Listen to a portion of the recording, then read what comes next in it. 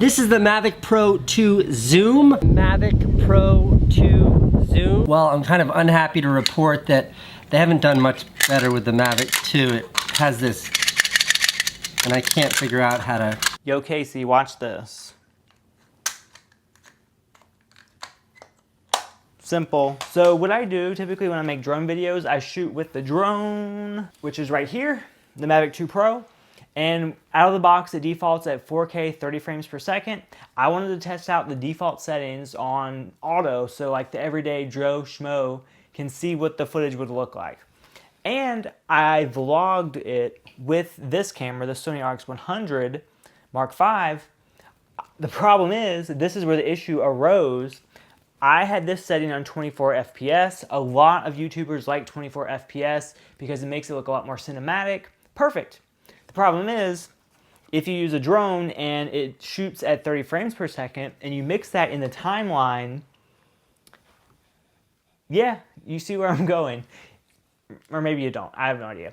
You put 30 frames per second and 24 frames per second, put in your timeline. If you drop the 24 frames per second in your timeline first, it will usually default to 24 frames per second. Then when you export it, it's gonna be a 24 frames per second video. I think that's exactly what Casey Neistat did in his Mavic 2 Pro and Mavic 2 Zoom video. So if you go on YouTube, there's a Stats for Nerds option. If you right click on the video, you can see Casey's video is 4K at 24 FPS. I'm thinking, and I don't want to put words in his mouth or say what he did, but I'm thinking that's what happened. He vlogged everything at 24 FPS. The drone was on 30 FPS. And then he even compared the Mavic 2 Zoom and Mavic 2 Pro to the original Mavic, and a lot of people commented that the original Mavic looked smoother, but I think what happened, the original Mavic was on 24 frames per second, where the Mavic 2 Pro was on 30 frames per second. Again, this is just thinking out loud. I can't speak for him. I know there's a lot that can kind of like go wrong in a technical sense. Some people are saying that, you know, his footage is jerky because he isn't using ND filters, but I think ND filters aren't going to make that big of a difference. So basically what you do when you put 30 frames per second footage and 24 frames per second footage together, every few seconds, it's going to just take a frame out. And that's where that skipping is coming from. I think that's the biggest problem. I admit to doing that wrong, and I even said that in my last video. And what I want to do to make it right for you guys, I'm going to be attaching the footage I originally shot on the Mavic 2 Pro, shot at 30 frames per second, and then this video itself is shot in 30 frames per second. So then the final export will also be at 30 frames per second. So it should look like it was intended. And also a YouTuber, his name is Kai W, a lot of you may know of him as well. He actually admitted to this exact problem. And for the record, I found out about his issue after I made my own findings about Casey's video. But I think Casey's video and Kai's video are the same, where they both combined files that have the wrong frames per second. Honestly, as a YouTuber, I never thought about this. And I've flown drones for a while. But what I do, I fly drones for fun, and then I review them. I don't really incorporate drones into like everyday videos. So I think the problem is I'm not constantly exposed to drone footage mixed with vlog footage like I was with my previous Mavic 2 Pro video. But now it's gonna be like top on my to-do list. Like if I'm vlogging, I'm gonna damn well make sure this camera FPS matches this camera FPS. Super important. I didn't think it was, but it is. And every single YouTuber out there owes it to DJI to make sure they're doing that. Because it's not just Casey's footage. It's not just my footage. It's not just Kai's footage. There are so many YouTubers that are guilty of that. And now that I know it, I'm going to try my hardest to never do it again. And I just hope a lot of other people do the same.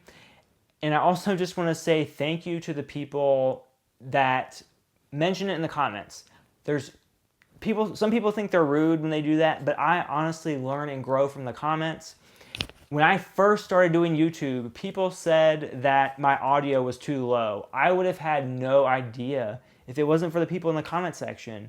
You know which ones to take and which ones actually research. And at first I was a little like taken back because when you do have a new drone, you're all caught up just like looking at the picture, like how good the still picture looks.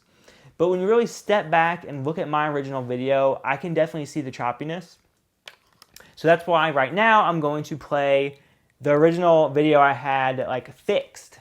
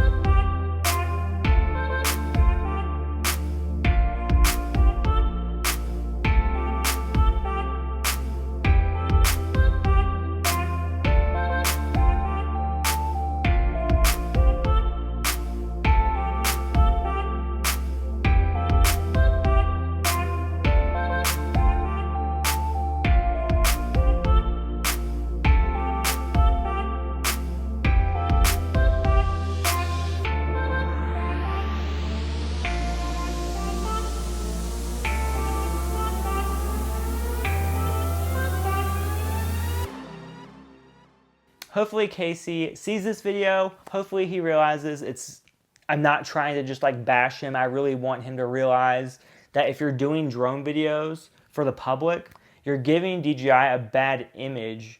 When you say this is untouched footage, people think this is the footage coming out of the drone when it's not. It's footage that came out of the drone, dropped in a 24 frames per second timeline, and then exported, and now the DJI original footage is ruined. And last thing I want to say, I know Casey like isn't stupid.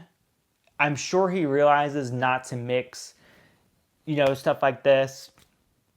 Hell, I just realized this, but I think since he films vlogs with drones a lot, I'm sure he's figured this out by now. People, I'm sure, have mentioned it to him if he didn't know it to begin with. But the problem is he also has people helping him out that I saw. So everybody has to know. And when everybody's filming with different drones and different cameras and different vlogging gear, they all have to be on the same page. Like, hey, like, make sure your shit is on 30 frames per second. Or, hey, make sure your shit is on 24 frames per second. Because it's not good when you have to combine two things together that are different. I learned the hard way, but I learned my lesson, which is important. Have a great day, guys. See you later. Bye. So guys, now that you watched the fixed video, make sure you watch the original, which I'm going to link right here. Hopefully you see a difference. Hopefully you know what I'm talking about. If you're a YouTuber, please pay attention to mixing the correct frames per second when you're mixing two different sources. Make sure they match or it's going to look like crap.